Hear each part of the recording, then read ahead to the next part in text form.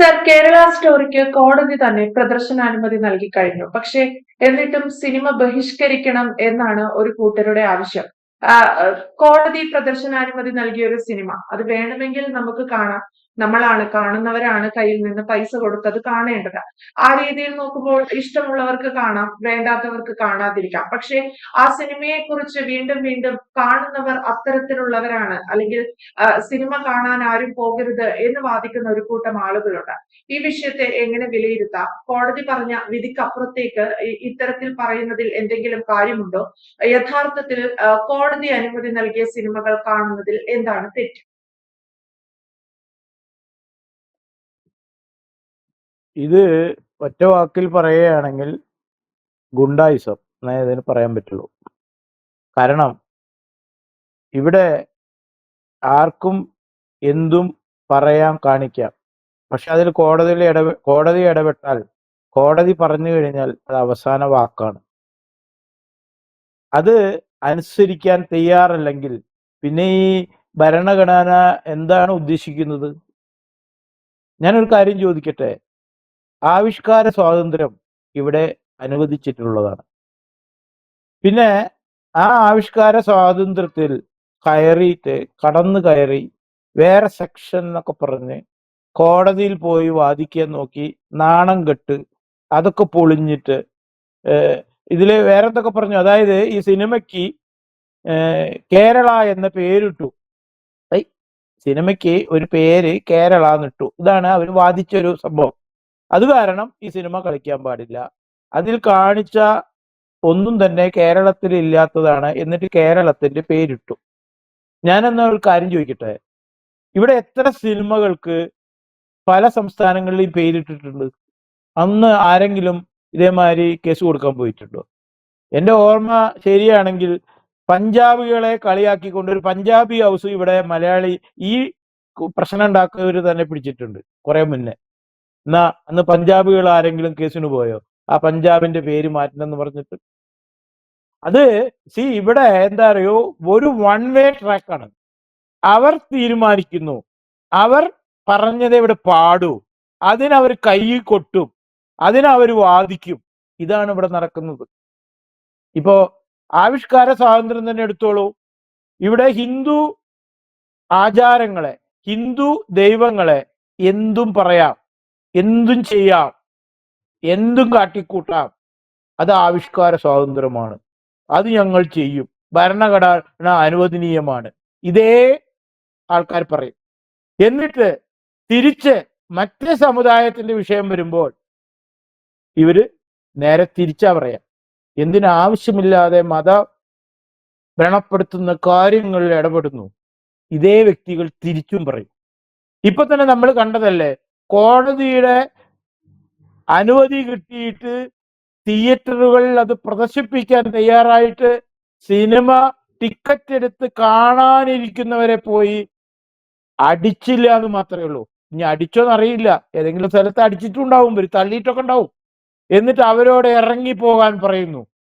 ഇത്രയും ഈ സമൂഹത്തെ നശിപ്പിക്കുന്ന, ഈ സമൂഹത്തിന് ദ്രോഹം ചെയ്യുന്ന ഈ സാമൂഹ്യ ദ്രോഹികൾ ഇവിടെ നിന്ന് മാറിയാലേ, കടന്ന് പോയാലേ, ഇവരെ മുഴുവൻ കൂട്ടമായി പിറക്കി അറബിക്കടലിൽ കൊണ്ടുപോയി ഒഴുക്കിയാലേ ഇനി കേരളം നന്നാവുകയുള്ളൂ. അതായത് കോടതി അനുവദിച്ച സാധനം ഇവരാരാ കളിക്കണ്ട പറയാ? പണ്ടറിയാലോ, കോടതിയിലെ ജഡ്ജിമാരെ ശുംഭൻ എന്ന് വിളിച്ച അതിനെ ജയിലിൽ കൊണ്ടിട്ടുണ്ട് ഒരുത്തനെ. ഓർമ്മണ്ട? ഇവരുടെയൊക്കെ ഒരു നേതാവിനെ. അതുമാതിരി ഇവന്മാരെയൊക്കെ ഐഡന്റിഫൈ ചെയ്ത് പറക്കി പിടിച്ച് കോടതി ഇടപെട്ടുകൊണ്ട് അവരെ ജയിലിൽ കൊണ്ട് അടയ്ക്കണം. എന്നാലേ ഇതിനൊക്കെ ഒരു തീരുമാനമാവുകയുള്ളൂ. അല്ലാതെ ഈ വൃത്തികേട്. ഇനി വേറെ രസം കേൾക്കണോ? കോടതി പറഞ്ഞു, അതായത് കോടതി പറഞ്ഞു എന്താണ്, 55 വയസ്സാവാതെ ഋതുമതികളായ സ്ത്രീകൾക്ക് ശബരിമലയിൽ കയറാം എന്നൊരു കോടതിയുടെ ഒരു ഉത്തരവിന്റെ മുകളിൽ പോലീസ് പ്രൊട്ടക്ഷനിൽ സ്ത്രീകളെ ചാക്കിൽ കെട്ടി ശബരിമല നടക്കിൽ കൊണ്ട് ഇറക്കി വിട്ടവരാണ് ഇവര്. അവിടെ കോടതിയുടെ ഓർഡർ ഇവർ പാലിച്ചു. എന്നിട്ട് അവർ പറയാ കോടതിയുടെ ഓർഡർ കാരണം ഞങ്ങൾ ചെയ്തതെന്ന്. അപ്പൊ ഇവിടെ അത്തരത്തിലുള്ളൊരു പ്രശ്നമല്ല. ഒരു സിനിമ, ഒരു ആവിഷ്കാരം, ഒരു കഥ, ഒരു സംവിധാനം. ഇതിലെ ഏറ്റവും രസം, ഈ സിനിമയുടെ ട്രെയിലർ ഇറങ്ങിയപ്പോ ഈ സിനിമയുടെ നിർമ്മാതാവും ഈ സിനിമയുടെ ഡയറക്ടറും സംഘപരിവാറിന്റെ ആൾക്കാരായി. അതാണ് എനിക്ക് മനസ്സിലാകാത്തത്. ഞാൻ അവരുടെ ഹിസ്റ്ററി വളരെയധികം പഠിക്കാൻ ശ്രമിച്ചു നോക്കിയപ്പോ അതിലെ ഒരാള് സംഘപരിവാറുമായിട്ട് യാതൊരു ബന്ധവുമില്ല. അയാളെ ശരിക്കും നോക്കുകയാണെങ്കിൽ കോൺഗ്രസിന്റെ ഒരാളാണ് അയാൾ. മറ്റേ ആള് പഠിക്കുന്ന കാലത്ത് ഇടതുപക്ഷ ചിന്താഗതിക്കാരനാണ്. അവര് ഒരു ആശയം, നല്ല ആശയം എടുത്ത് സിനിമ പിടിച്ച് പ്രദർശിപ്പിക്കാൻ ശ്രമിക്കുമ്പോ ആ സിനിമ വരുമ്പോ അത് സംഘപരിവാറാണ്, RSS ആണ്, BJP ആണെന്ന് പച്ചത്തറി പറഞ്ഞ് ഈ സമൂഹത്തില് പ്രശ്നം ഉണ്ടാക്കുന്നു. ഇത് സത്യത്തിൽ BJPയില് ആരെങ്കിലുമായിട്ട് ബന്ധമുണ്ടോ? RSSുമായിട്ട് എന്തെങ്കിലും ബന്ധമുണ്ടോ? എന്നിട്ട് ഇവിടുത്തെ ഈ ജിഹാദികളും ഈ പറയുന്ന ഈ കമ്മ്യൂണിസ്റ്റ് ലേബൽ അടിച്ച് കമ്മ്യൂണിസ്റ്റിന്റെ അർത്ഥം പോലും അറിയാത്ത, കമ്മ്യൂണിസ്റ്റ് ജീവിതം എന്താണെന്ന് പോലും അറിയാത്ത ഈ വൃത്തികെട്ടവന്മാർ കോടതിയുടെ ഓർഡർ പോലും അനുസരിക്കാൻ തയ്യാറില്ല. അതൊന്നും ആലോചിച്ച് നോക്കിയേ. ഞാൻ ഇന്നലത്തെ ആ തിയേറ്ററിലെ സീനുകൾ പല ഇതിലും ഞാൻ കണ്ടു. ആൾക്കാർ പറയുന്നുണ്ട്, നിങ്ങൾ പോ, ഞങ്ങൾ പൈസ കൊടുത്തിട്ട് ഇത് എന്താണെന്ന് കാണട്ടെ, നിങ്ങൾ ഇരുന്ന് കാണ്. അപ്പൊ ഒരു സീൻ ഞാൻ കണ്ടത് പകുതി സമയം വരെ അവർ കണ്ടു. അതില് ഒരു തരം പ്രശ്നവും അവർ കണ്ടില്ല എന്ന് അവര് ഈ ലഹള കൂട്ടുന്നവരോട് പറയുന്നുണ്ട്. അപ്പൊ സമൂഹത്തിൽ അനാവശ്യമായിട്ട് വൃത്തികേടുകൾ കാണിക്കുക. ഞാനൊരു കാര്യം ചോദിക്കട്ടെ, ഈ ബീഫ് എന്താണ് ഇവർ ഉദ്ദേശിക്കുന്നത് എനിക്ക് മനസ്സിലായില്ല. ഒരു കേരള സ്റ്റോറി വരുമ്പോഴേക്കും ബീഫ് ഉണ്ടാക്കിയിട്ട് സമൂഹത്തില് പരസ്യമായിട്ട് ആൾക്കാർക്ക് ഇങ്ങനെ കഴിക്കാൻ കൊടുക്കുക. ഇതിന്റെ മുന്നേ ഒരു ബീഫിന്റെ ഇഷ്യൂ വന്നപ്പോ ഒരു നല്ലൊരു പശുക്കിടാവിനെ നടു റോട്ടിൽ യൂത്ത് കോൺഗ്രസ്സുകാരും കോൺഗ്രസിന്റെ തലമൂത്ത നേതാക്കളും പരസ്യമായിട്ട് റോട്ടിൽ വെച്ച് കൊന്ന് അത് കറി വെച്ച് കഴിച്ച വീഡിയോ ഇന്നും യൂട്യൂബിൽ കിട്ടും. ഇതൊക്കെ കോടതി ഇടപെട്ട് അന്ന് തന്നെ കേസെടുക്കണം. ഈ ഒരു ജീവിയെ കൊല്ലുന്ന പരസ്യമായി കാണിക്കാൻ പാടില്ല, അത് നിയമത്തിന് വിരുദ്ധമാണ്. അപ്പോ ഇത്തരത്തിലുള്ള വൃത്തികേടുകൾ മുഴുവൻ സമൂഹത്തിൽ കലാപം ഉണ്ടാക്കാനായിട്ട് ഇവർക്ക് കാണിക്കാം. അതിനെ ചോദ്യം ചെയ്യാൻ പാടില്ല. ഇനി ഈ ബീഫിന്റെ കഥ പറയുമ്പോൾ ഒരു കാര്യം ഞാൻ പറയട്ടെ, ഈ ബീഫ് നിരോധിച്ചത് ആരാ സത്യത്തിൽ ഇന്ത്യയിൽ? ഈ സംഘപരിവാറാണോ, BJP ആണോ, RSS ആണോ? നരേന്ദ്രമോദി വന്ന് 2014 ഭാരതത്തിൽ ആദ്യമായിട്ട് ബീഫ് നിരോധിച്ച ആൾ ആരാ അറിയോ? ഹുമയൂൺ, മുഗൾ ചക്രവർത്തി ഹുമയൂൺ ഭരിക്കുന്ന കാലത്താണ് ഭാരതത്തിൽ ആദ്യമായിട്ട് ബീഫ് നിരോധിച്ചത്. പറ്റുമെങ്കിൽ ഇവര് ചരിത്രം പഠിക്കട്ടെ. ഈ ഹുമയൂൺ അന്ന് എന്തിനാണ് ബീഫ് നിരോധിച്ചത് അതും കൂടി ഞാൻ പറയാം. അതായത് ബാബർ മറ്റുള്ളവരൊക്കെ ഭരിച്ചിട്ട് ഹിന്ദുക്കളെ മാക്സിമം അടിച്ച് മതം മാറ്റി അമ്പലങ്ങളൊക്കെ നശിപ്പിച്ച് പള്ളി പണിത് എന്തു ചെയ്തിട്ടും ഹിന്ദു ശക്തമായി പ്രതിരോധിച്ചു കൊണ്ടേയിരുന്നു. അങ്ങനെ ആ കാലഘട്ടങ്ങളൊക്കെ കഴിഞ്ഞ് ഹുമയൂൺ എത്തി. ഹുമയൂൺ മനസ്സിലായി ഹിന്ദുക്കളെ വെറുപ്പിച്ച് ഇവിടെ ഭരിക്കാൻ പറ്റില്ല എന്ന്. അങ്ങനെയാണ് ഹുമയൂൺ ഭരിക്കുന്ന കാലത്ത് ഹുമയൂൺ ഹിന്ദുക്കളെ കുപ്പിയിലാക്കാൻ, പാട്ടിലാക്കാൻ വേണ്ടിയിട്ട് ഹിന്ദുക്കളുടെ മതവിശ്വാസമായ ബീഫ് നിരോധനം ആദ്യമായിട്ട് ഭാരതത്തിൽ പ്രഖ്യാപിച്ച ആളാണ് മുഗൾ ചക്രവർത്തിയായ ഹുമയൂൺ. അറിയില്ലെങ്കിൽ ഈ കമ്മ്യൂണിസ്റ്റുകാരും കോൺഗ്രസ്സുകാരും പോയി പഠിക്ക് ചരിത്രം എടുത്തിട്ട്. പിന്നീട് സ്വാതന്ത്ര്യം കിട്ടിയിട്ട് കോൺഗ്രസ് വന്നപ്പോൾ കോൺഗ്രസ് ആണ് അത് വീണ്ടും പുനഃസ്ഥാപിച്ചത്. കോൺഗ്രസ് ഭരണമാണ് അത് ഓരോ സംസ്ഥാനങ്ങളിലും പ്രത്യേകിച്ച് എടുത്ത് ഇത് വീണ്ടും പുനഃസ്ഥാപിച്ചത്, ബീഫ് നിരോധനം. അല്ലാതെ BJP ഈ 2014 വന്നതിന് ശേഷം എവിടെയും ബീഫ് നിരോധനം BJP കൊണ്ടുവന്നിട്ടില്ല. അത് ഈ വിഡ്ഢി ശിരോമണികൾ മനസ്സിലാക്കിക്കൊള്ളണം. അപ്പോ ഈ ആവിഷ്കാര സ്വാതന്ത്ര്യം ഭരണഘടനയിൽ അനുവദനീയമായ സമയത്ത് ഒരു നിർമ്മാതാവ് ഒരു അതും രസമുണ്ട്. കേരള സ്റ്റോറി 1 ഡയറക്ട് ചെയ്ത ആളല്ല കേരള സ്റ്റോറി 2 ഡയറക്ട് ചെയ്യുന്നത്. അതുപോലെ ഈ പൊട്ടന്മാർക്ക് അറിയില്ല. കേരള സ്റ്റോറി ഡയറക്ട് ചെയ്ത ആള് വേറെയാണ്. ഇപ്പോ ഈ കേരള സ്റ്റോറി 2 ഡയറക്ട് ചെയ്ത് വേറൊരാളാണ്. എന്നിട്ട് അതിന്റെ തുടർച്ചയാണ് കേരളത്തിലെ ഇതാണ്. ഏടോ ഒരു കഥ എഴുതുന്നു, അതിന് ഒരു കാര്യം പറഞ്ഞുതരാം. ഈ 2 കഥയിലും പറയുന്ന ഈ കൺവേർഷൻ അതായത് പെൺകുട്ടികളെ സോപ്പിട്ട് കുപ്പിയിലാക്കി മതം മാറ്റി കൊണ്ടുപോയിട്ട് ഇപ്പൊ കാബൂൾ ജയിലിൽ 10 പെൺകുട്ടികളെ ഇരിക്കുന്നത്, ക്രിസ്ത്യൻസും ഹിന്ദുക്കളും ആയിട്ടുള്ളത് 10 പെൺകുട്ടികൾ. അവർക്ക് ഇന്ത്യയിൽ വരാൻ പോലും പറ്റാത്ത അവസ്ഥയായി നിൽക്കുകയാണ്. അതിനുവേണ്ടി എന്തെങ്കിലും പറയാനോ ഒരു മൂവ്മെന്റ് നടത്താനോ ഈ പറയുന്ന ഈ വികൃത രൂപങ്ങൾക്ക് പറ്റിയിട്ടില്ല.